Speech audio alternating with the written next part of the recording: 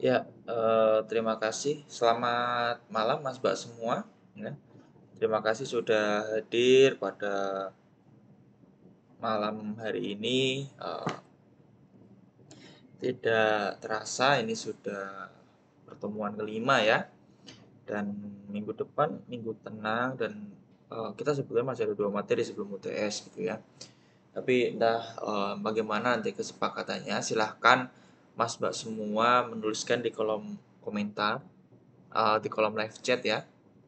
Apakah apa namanya akan kita lanjutkan pertemuan ini di minggu depan, di minggu tenang. Kita mungkin langsung sekaligus 2 materi ya, pertemuan 6 dan pertemuan 7, atau akan dibagi nih pertemuan 6 dan pertemuan 7 seperti apa ya. Silahkan sampaikan di kolom chat, live chat ya, biar saya tahu bagaimana masukan dari Mas Mbak semua gitu ya, agar semua bisa jadi sama enaknya gitu ya. Jadi tidak hanya terbatas di saya, tapi Mas Mbak semua juga memberikan apa namanya saran seperti itu. Karena apa namanya? Karena untuk UTS ya, sebentar. Kemarin sih diinformasikan dari eh, iya 8 sampai 12 Mei itu minggu tenang ya. Iya 8 sampai 12 Mei itu minggu tenang karena minggu depannya kita sudah UTS. Nah, ini saya sih kalau berharapnya sih bisa di tanggal minggu depan itu ya, berarti tanggal 10 tanggal 11 ya, tanggal 11. Untuk pengayaan materi nanti kita bisa baru masuk ke UTS. Baik,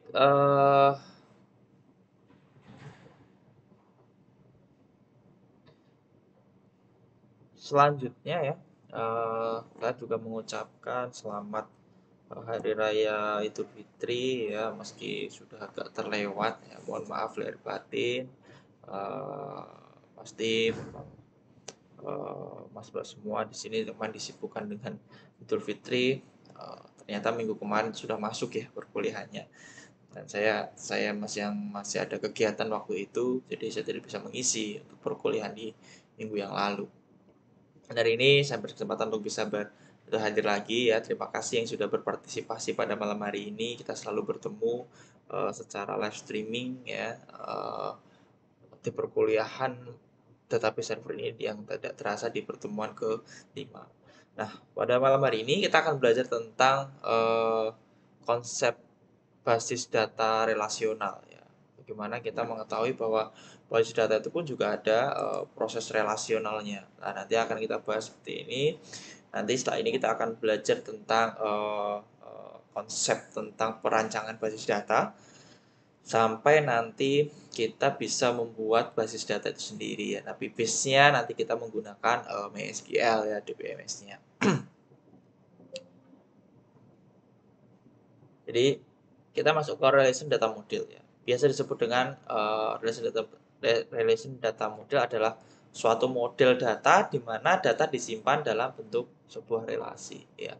Nah, kalau kita tahu bahwa sebuah relasi itu kan ada hubungan di sana, hubungan timbal balik lah istilahnya. uh, Data satu dengan data yang satunya itu saling berhubungan dan saling membutuhkan gitu. Kalau kalau kita bilang simbiosis mutualisme ya, kalau secara ilmiahnya gitu. Nah, itu juga bisa dikatakan dengan record based logical model ya. Itu bisa dikatakan juga seperti itu. Nah, kalau mungkin kita lihat dari dua tabel ini ya, ada tabel user, ada tabel customer ya.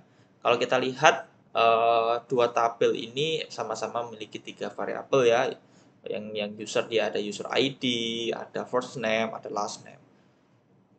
Kalau di customer dia ada cost ID, phone, dan last name. Nah, mungkin kalau kita lihat sekilas ini tabel ini adalah sama. Lalu apa yang membedakan tabel ini sebetulnya? Ada yang tahu? Ya, yang tahu silahkan apa, menuliskan di kolom live chat. Ya. Ada yang tahu? Apa coba perbedaannya? Coba diperhatikan gitu ya. Oh, ID-nya apakah kenapa kok yang ini yang saya sebelah kiri dinamakan relation model, yang sebelah kanan kok non relation model? Kenapa? Gitu. Coba diperhatikan gitu ya. Seperti apa sih? Oke, sudah. Ya, ya terima kasih kalau sudah menjawab. Kalau yang memang belum ada yang menjawab ya tidak apa-apa. Ya, ya yang membedakan adalah ini. Ya, ini tidak boleh di dalam satu row ini ada dua data itu tidak akan bisa dilakukan relasi model. Harus sendiri-sendiri seperti ini. Ya, tidak boleh double-double seperti ini. Oke, selanjutnya adalah sasaran dari model relasional adalah memungkinkan derajat ketidaktergantungan yang tinggi. Ya. Jadi di dalam konsep dari data relation model ya, kebergantungan data satu dengan yang lain itu sangat berpengaruh gitu ya. Karena misal data pegawai berrelasi dengan agama misal, atau misal data medis ya, data pasien berrelasi dengan riwayat pemeriksaan pasien ya. Nah, kalau sasarannya ini sebetulnya data ketidakbergantungan data ini tujuannya adalah dengan ketidakbergantungannya data itu yang tinggi itu ya, itu akan membuat data itu bisa menjadi lebih baik ya. Maksudnya di sini akan memperbaiki ya tingkat kebergantungan data itu. Ya. Yang kedua, memberi landasan sistematik, konsistensi dan redundansi data ya. Seperti apa terkait dengan konsistensi datanya, karena dengan adanya relasi ini nanti akan menghilangkan yang namanya redundansi data, atau akan data itu akan lebih konsisten ya, secara sistematiknya juga akan lebih konsisten juga. Karena basis data itu tidak dapat berjalan dengan baik ya, seperti yang saya sampaikan sebelumnya, bahwa tidak boleh adanya data yang redundant.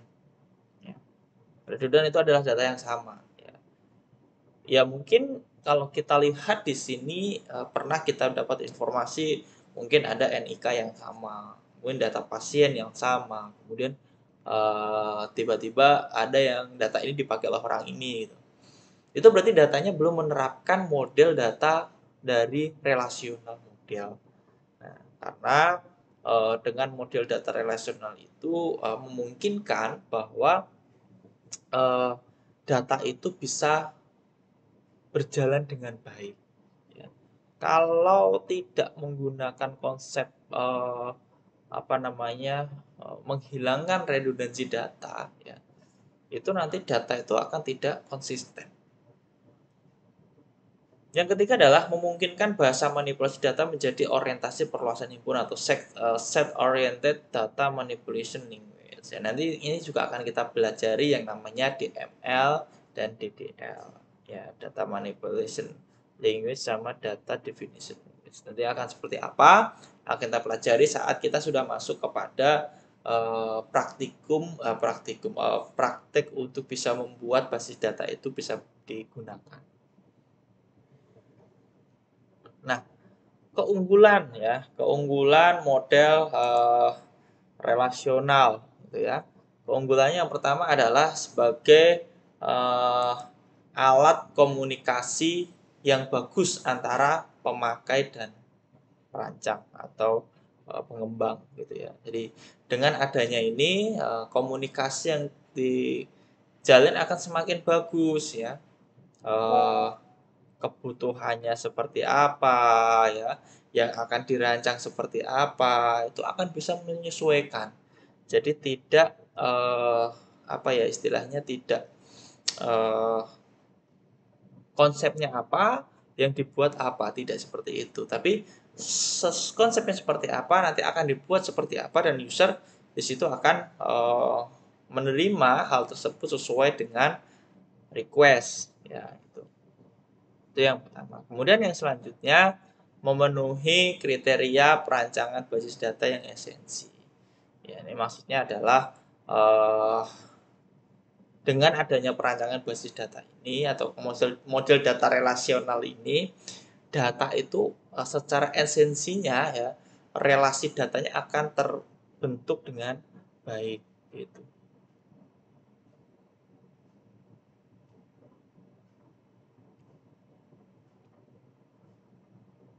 Itu ya. Kemudian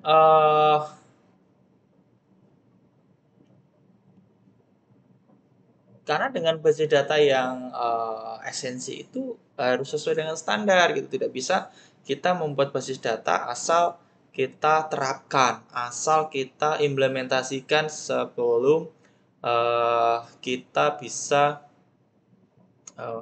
menggunakan ya atau menerapkan ke dalam DBMS. Yang ketiga adalah struktur data yang direpresentasikan dengan relasi dapat secara langsung dikonversi ke RDBMS ya, dan diimplementasikan pada komputer lewat RDBMS secara langsung. Kemudian yang keempat, mengorganisasikan data suatu data di dalam suatu koleksi tabel membuat rancangan menjadi mudah dipahami. Ya, itu jadi sebelum itu terjadi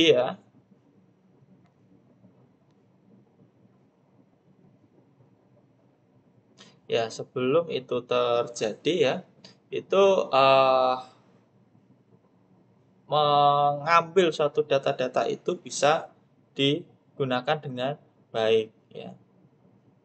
Karena kalau tidak digunakan dengan baik ya dalam satu tabel-tabel itu, maka relasi data pun juga tidak akan bisa berhubungan satu dengan yang lain gitu. Karena konsep dari sebuah basis data itu tabel-tabel itu harus mudah dipahami juga, tidak asal kita membuat variabel ya, kemudian kita buat database-nya, itu yang penting yang harus kita ketahui gitu ya. Kemudian yang selanjutnya adalah menyediakan suatu bahasa yang relatif lengkap untuk mendefinisikan, mengambil dan mengupdate data ya.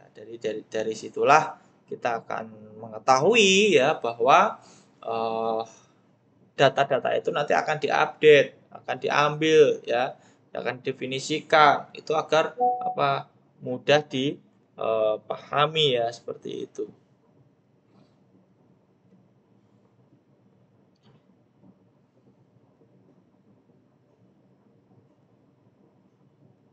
Jadi maksudnya bahasa di sini bukan bahasa Inggris atau bahasa Indonesia, tapi bahasa query gitu ya, bahasa apa namanya dalam basis data gitu ya, misal nanti DDL dan DML waktu kita akan belajar itu kita akan membahas itu semua. Kemudian yang selanjutnya adalah menyediakan aturan integritas yang mendefinisikan suatu keadaan yang konsisten untuk meningkatkan reliabilitas data ya. Agar datanya itu lebih reliabilitas ya, jadi tidak inkonsisten di sana datanya. Harus ada konsistensi data di sana juga. Nah, yang selanjutnya adalah relasi atau relation ya. Kalau dari definisi, relasi itu adalah data dua dimensi dengan karakteristik tertentu. Ya, tabel dua dimensi itu layaknya satu matrik. Contohnya misalnya mempunyai baris dan kolom atau row, record atau row atau kolom, atribut atau field. Dan ini biasanya penyebutannya macam-macam gitu ya. Ada yang menyebut itu row, ada yang menyebut itu record, ada yang menyebut itu baris ya. Kalau kolom ada yang menyebut kolom, ada yang menyebut atribut, ada yang menyebut field. Itu adalah sama. Artinya adalah sama-sama kolom gitu ya.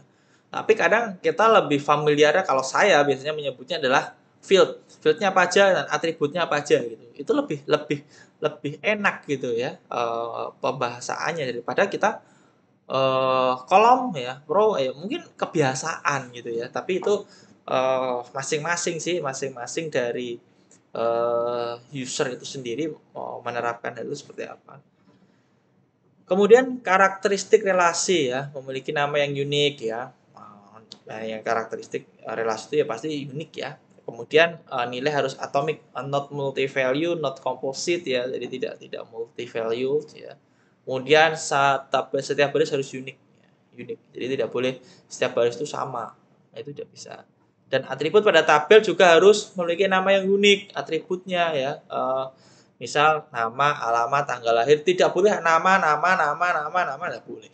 Harus unik ya. Mungkin mohon maaf kalau ini yang teman-teman yang basicnya IT ya, misal sudah berkecimpung dalam basis data, apa tuh sih apa namanya? Saya kan udah biasa tuh pakai atribut. Memang nggak boleh unik ya itu. Itu bagi yang sudah paham, sudah mengetahui. Tapi yang ini saya juga mengajarkan bagi yang belum memahami, belum mengetahui agar apa? Agar lebih bisa memahami gitu ya, bagaimana yang dimaksud atribut pada tabel itu tidak boleh sama kan, harus unik seperti itu.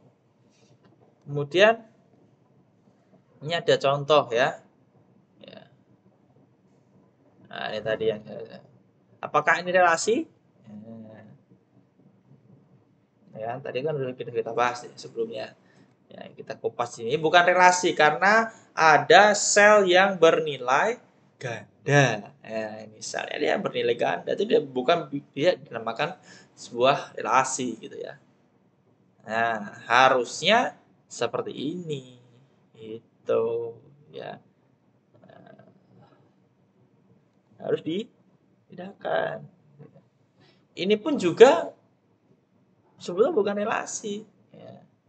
Kenapa? Karena ada dua baris yang identik. Identik itu bukan identik apa namanya? Meski apa? Ini ada tidak kayak tadi tidak sel bernilai ganda. Ini tidak ganda, tapi ini ada data yang sama. Maaf saya tadi enggak. Nah, ini harusnya kalau dibedakan ya ini ID-nya berbeda, ini customer ID-nya dia sama, phone-nya sama, hasilnya sama, itu tidak boleh. Nah, itulah fungsi bagaimana kita bisa membuat apa namanya mau dibuat seperti ini tidak bisa, buat relasi tidak bisa, karena dia memiliki dua baris yang identik, itu tidak boleh gitu ya. Harus identik, harus unik ya, harus berbeda, baik secara baris maupun secara atribut atau fieldnya itu juga harus beda. Tidak boleh ini class ID, ini class ID, ini class ID, atau ini class ID phone atau class ID, tidak boleh. Itu ya contohnya. Nah, terminologi model relasional, maksudnya istilah-istilah yang ada di dalam basis data ya. Relasi ya, tabel memiliki baris dan kolom, atribut ya, kolom, nama kolom pada relasi. Dan domain ya, kumpulan nilai yang mungkin atau suatu atribut atau lebih. Tuple ya, baris suatu relasi memuat hanya satu nilai per atribut. Kemudian degree, jumlah atribut relasi ya, unary, binary, ternary, n-ary, kardinalitas ya, jumlah tuple pada relasi. Ini penting ya. Nah, ini contohnya ya. Ini ada tabel ya, studio film ya. Mana yang dinamakan primary key? Ya, primary key itu biasanya dia adalah yang bersifat unik ya, antara baris satu dengan baris yang lain itu berbeda. Tidak boleh tadi sama, tidak boleh. Harus berbeda dan unik ya. Dia benar-benar unik secara primary-nya, ya secara key-nya atau secara isi datanya. Namun, kalau si primary itu gabung dengan tabel lain, itu tidak lagi namanya primary key, tapi adalah foreign key. Ini adalah foreign key ya. Ini adalah foreign key-nya dari studio film ya, ini judul film. Nah, mana atribut? Atribut ini, atribut ya. Atau field, ini adalah atribut ya. Kemudian manalah tuple? Tuple baris sama ya. Ini tuple. Degree-nya berapa? Degree itu jumlah atributnya. Sebenarnya nanti soal-soal saya sebenarnya sederhana-sederhana seperti itu ya.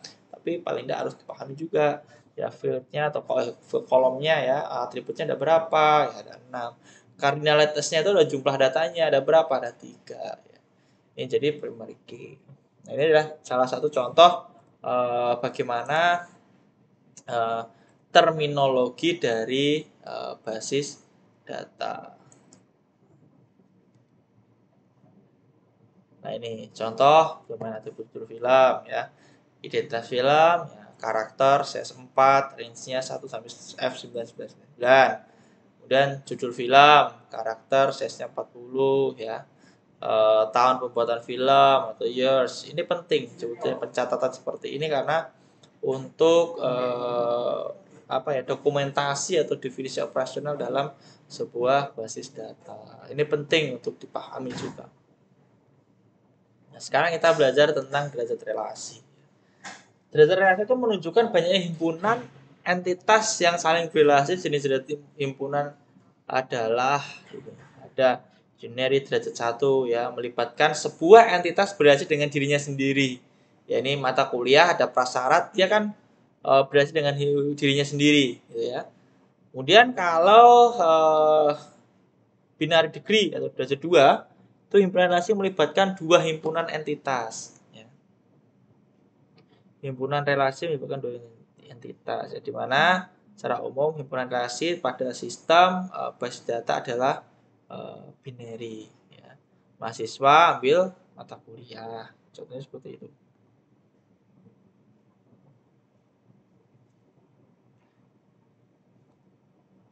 Kemudian yang selanjutnya adalah derajat 3 ya. Jadi intinya ada 3 relasi memungkinkan untuk melibatkan lebih dari 2 himpunan. Ada mahasiswa, ada dosen, ada skripsi. Ya, dia mengambil mata kuliah, mengambil skripsi. Nah, ini yang penting juga adalah terkait dengan kardinalitas. Ya, kardinalitas itu menggambarkan banyaknya jumlah maksimum entitas yang dapat berrelasi dengan entitas himpunan yang lain. Ya, contoh adalah 1 ke 1, 1 to 1. Ya, artinya entity hanya dapat berrelasi dengan satu entity objek entity yang lain. Kardinalitas disimbolkan dengan 1 strip 1. Ya. Satu mahasiswa mengambil satu skripsi. Ya, tidak boleh satu mahasiswa itu mengambil 2 skripsi. Satu skripsi saja susah gitu, apalagi mengambil 2 skripsi. Begitupun satu skripsi ya diambil oleh satu mahasiswa. Dan yang kedua ya, satu ke banyak atau one to many ya, disimbolkan dengan 1 step M. Artinya sebuah entity dapat berrelasi dengan banyak objek di entity yang lain ya. Ini adalah one to many ya. Dalam satu divisi yang kerja itu pasti banyak karyawan. Biasanya kayak gitu ya. Banyak karyawan itu bisa bekerja di satu divisi. Ya mungkin bisa kalau dia jabatannya double gitu. Nah, tapi secara idealnya ya 1. Nah, selanjutnya adalah banyak ke 1, many to one ya. Nah, tadi saya balik aja gitu ya. Kebalikannya, banyak karyawan bekerja dalam satu divisi. Nah, kalau yang selanjutnya adalah banyak kebanyak, many to many ya, disimbolkan dengan MN ya, artinya bukan MM ya, tapi M strip N ya, dikatakan bahwa akan ada banyak entity dalam relasi dengan banyak objek entitas yang lain. Waktu mahasiswa ya bisa mengambil lebih dari satu mata kuliah. Ya, sama, satu mata kuliah bisa diambil oleh mahasiswa yang lain. Nah, contohnya adalah seperti itu. Jadi itu adalah contoh-contoh terkait dengan kardinalitas gitu ya. Kardinalitas relasi. Nah, ini ada contoh relasi ya, penduduk tadi ada atributnya ada NIK, nama, alamat, RT, RW, kode kelurahan, jenis kelamin, status marital ya, tempat lahir, tanggal lahir, pekerjaan, dan pendidikan. Ini adalah atribut. Nah, kalau nama relasinya atau entitinya adalah penduduk. Atribut ke-1 NIK, atribut field ya. Atribut kedua nama ya, kedua ada pendidikan, juga atribut ada 12 adalah contoh relasi atau entity. Nah, nilai dari tuple ya itu harus atomik. Jika multi value, atribut terus direpresentasikan dalam relasi lain. Ya, tidak boleh multi value. Jika komposit harus dinyatakan sebagai simple atribut. Null value berarti tidak diketahui nilainya. Dan tabel ya, kembali lagi tersusun dari baris dan kolom, terdiri dari baris-baris yang memuat data yang saling berhubungan satu dengan yang lainnya. Ya. Terdiri dari kolom dan baris. Itu. Jadi itu yang kita pelajari hari ini. Ini saya ada satu contoh. Nah, ini. Contohnya adalah ada satu tabel. Keterangannya jumlah tupelnya ada berapa? Tupelnya ada 2. Atributnya ada berapa? Kenapa 2? 2 adalah ini. Ini sama ini. Atributnya ada berapa? 6. 1, 2, 3, 4, 5, 6. Dalam suatu tabel, atribut yang berbeda dapat memuat domain yang sama, misal RT ataupun atribut RW. Karena kalau RT RW itu kan pasti ada data yang sama, tapi kan secara fieldnya tidak sama. Baik, itu yang mungkin bisa saya sampaikan pada malam hari ini. Jika ada pertanyaan, silahkan tuliskan di kolom live chat atau di kolom komentar ya. Nanti lagi saya bisa menjawab, akan saya jawab pertanyaan dari Mas Mbak semua ya. Semoga apa yang saya sampaikan ini bisa bermanfaat buat Mas Mbak semua, bisa dipahami dan bisa diterapkan dalam mungkin di dunia pekerjaannya yang saat ini mungkin berkecimpung di dunia IT. Dan untuk pertemuan minggu depan nanti mungkin saya tunggu setelah ini, kalau masih mungkin ada yang belum bisa mengikuti kan mungkin mengikutinya secara siaran tundanya. Nanti silahkan tuliskan di kolom live chat kalau memang minggu depan nanti kita akan sama-sama menyelesaikan mata kuliah ini ya sampai di pertemuan ke-7 ya, tinggal 2 pertemuan lagi. Nanti kita jadikan satu di minggu depan. Itu ada yang mau tanyakan silahkan, saya persilahkan untuk Mas Mbak semua.